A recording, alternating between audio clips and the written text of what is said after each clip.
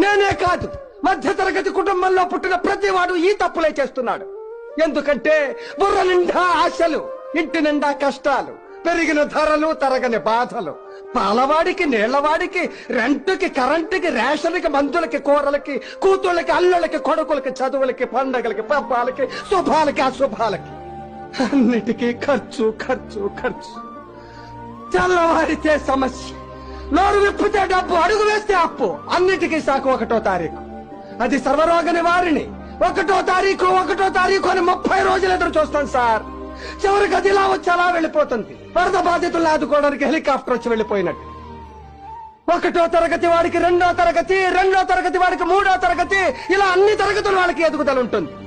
ఒక్క మధ్య తరగతి వాడికి మాత్రం ఎదుగుదల ఉండదు సార్.